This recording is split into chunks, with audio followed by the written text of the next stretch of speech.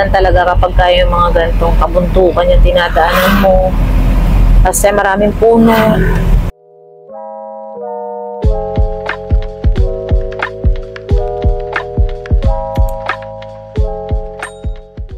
Mas malinis yung paligid.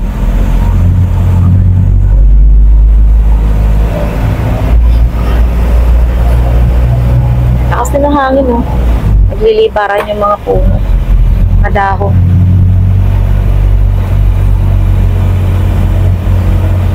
Kaya masarap dito mag-rides. Dahil nga maluwag ang kalsada. Walang gaano sasakyan dumadaan. Dito yung mga nagluluk talaga dito eh. Pupuntang Cabyang Tunnel, nagpipicture, tapos yung iba nagsuswimming na dyan. May malapit na paliguan dun eh. Bababa ka lang dun sa may ilalim dun. Yung napapanood natin sa mga nagbablog yun. Mga dito ano sila, naglulog, nagra-rides.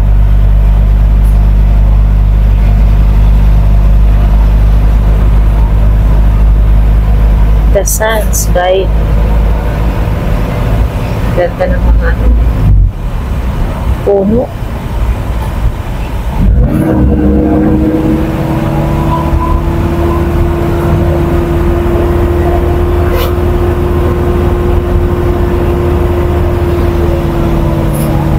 Marami rin pala mga punong mangga. Nandiyan mango at saka mangga.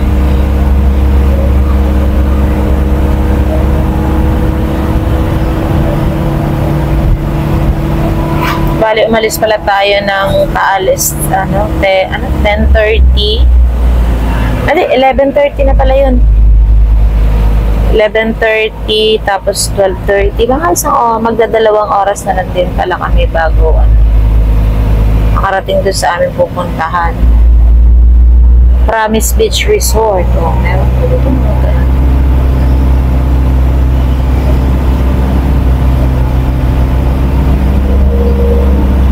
malayo pala yung Pico de Lorococ na yun.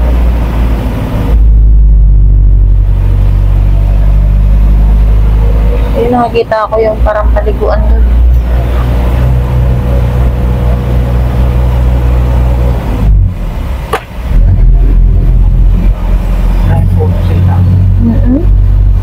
Kaya nga ganda ng kabundukan dito, oh.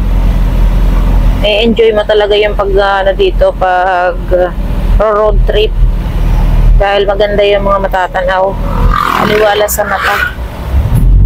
Tsaka, yun, pag dahan-dahan ka lang magpatakbo dito, safe naman. Kahit medyo bulubundukin at paahon. Kasi yun talaga yung mga daanan dito sa Batangas, mga ganito, matatarik yung mga daan. Bulubundukin, paahon, paliko-liko, yan, mga ganyan talaga yung mga kalsada dito. Lalong-lalo kung papunta rin mga Dubo, yan, ganyan din ang daan dyan. Pero kagandahan lang sa daan dito, talagang wala namang rough road. Tuloy-tuloy lang, kaya maganda. Yan, Costa del Polo. Ang dami talagang resort. Dito talaga pala maraming resort. Sako pa ba ito ng Nasugbo or hindi na? Parang wala na ako nakikitang Nasugbo pa rin. Ang dami talagang resort. Nandun pa yung mukha niya. Oo. Kaya talagang dito sa Nasugbo, kapag nakita mo sa mga internet, yung kanilang dagat, napakalinaw. May-inganyo ka rin talagang mag-search dito kung saan mo gusto pumunta dahil sobrang linaw ng mga dagat dito. White sands. Mga white sands din dito talaga. Kaya kalimitan yung mga taga Manila dito yan nagpapabook bandang Nasugbo. Kalatagan, Lian, Nasugbo yan. Dami talaga magagandang paliguan dito. Lalo nga ngayon dahil mag-Holy Week, kaya yan. Sigurado punong-puno na naman ang mga karagatan yan. So siguro dito, kapag kayong maulan, delikado rin yung mga bato galing sa bundok. May mga naglalaglagan. Kaya may mga riprap din dito. Ayan, sa gilid. Pero syempre hindi naman natapos, doon lang. Siguro yung may mga naglalaglagan lang na bato.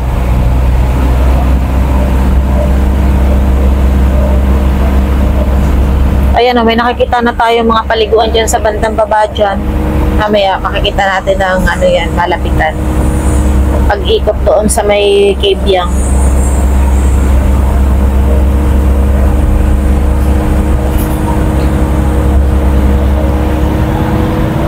Oh, diba, mga nakalagay naman dito, may mga landslide area. Eto.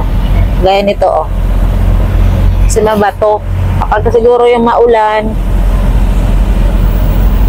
yun, naglalaglagan yung mga bato.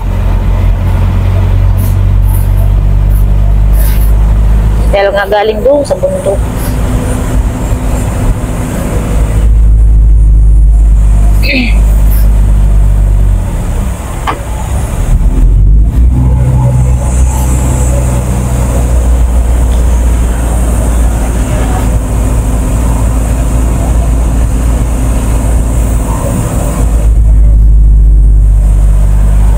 Ganda ng ano, ng mga puno.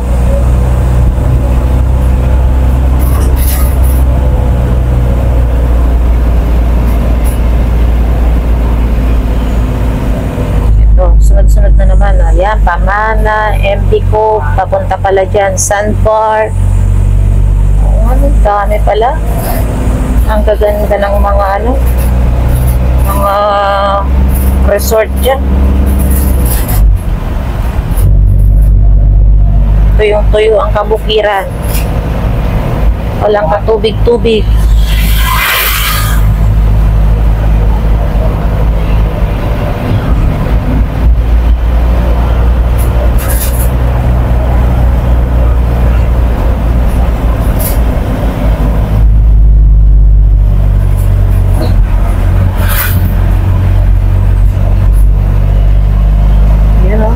Wala nang tanim. Siguro pala yung tinatanim dyan, no?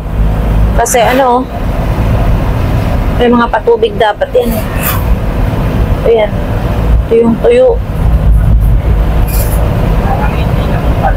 Ay, ano?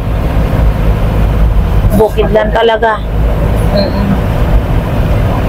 Diba? Dito sa ganito mga lugar, nakaka-enjoy pagmasdan yung ganito yung malawak na kabukiran, tapos makita mo yung bundok dyan sa bawat paligid, kagaya dito ito yung bundok din sa paligid na to.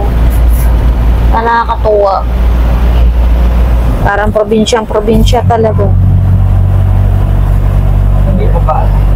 Hindi, talagang parang akala mo nandun ka sa malayong probinsya. Bagay, itong Batangas, probinsya naman talaga, malayo. Medyo malapit lang din sa syudad, hindi ka mukha sa mga bandang norte, medyo malayo yun.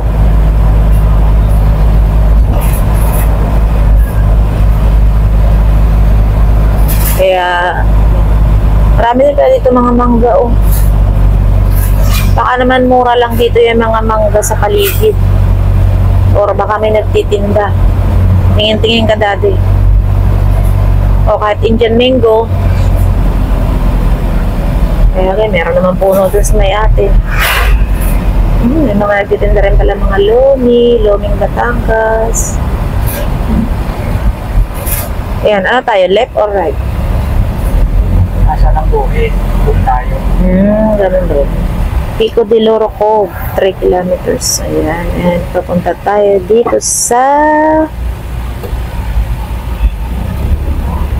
Ayan, ano tayo na left side.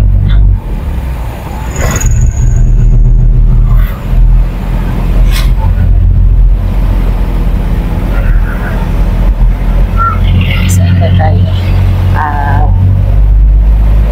Nasugbo pa nga to. Nakalagay doon. Talaga malaki pala ang ano, no, bayan ng Nasugbo. Sobrang lawak pala. Kaya sa Google Maps siguro makikita talaga kung gaano kalawak yung Nasugbo.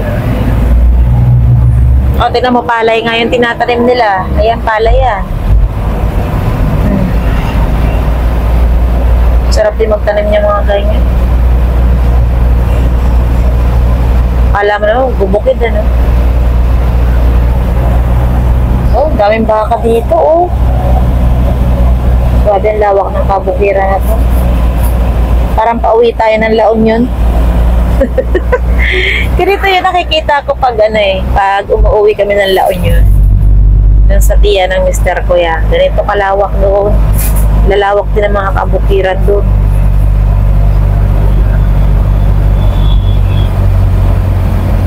Parang papunta din Quezon, pag nadaan kami doon sa may papuntang San Juan. Ganito rin, malawak din yung yung bukirin.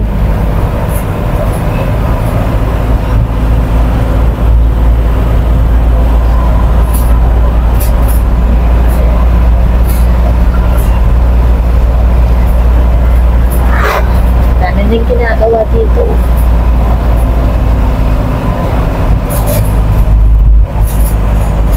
Resto bar na rin. Asenso na talaga ang mga tao. Talagang maraming mga negosyo tinatayo.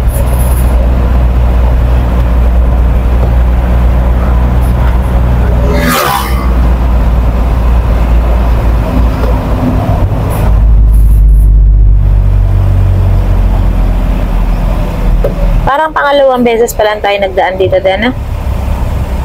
Siguro. Dalawa lang kasi dati noon nagpunta lang tayo noon sa may Kawayan Cove tapos bumalik na ulit tayo. Tapos Papaya na. Barangay Papaya. Siguro maraming papaya dito, no? Uy, ang dami ng yung halaman na yun? Rubber tree. Nakita ko doon. Ang daming rubber tree.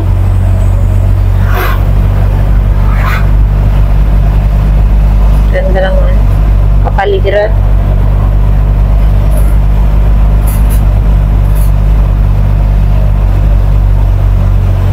Ano to? Grill and resto bar. Wow. Mga ganun pala dito.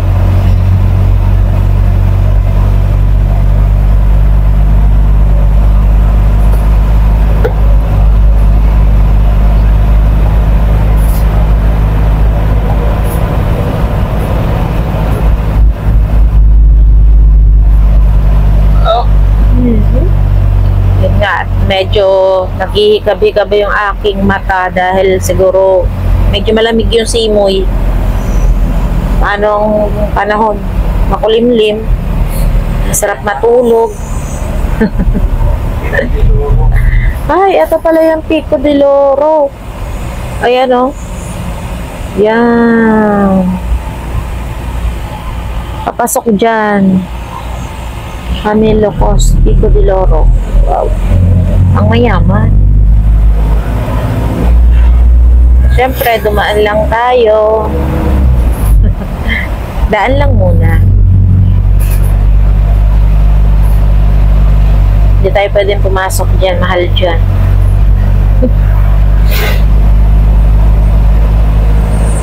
Yan pala yan. Dito pala yung Pico de Loro na yan.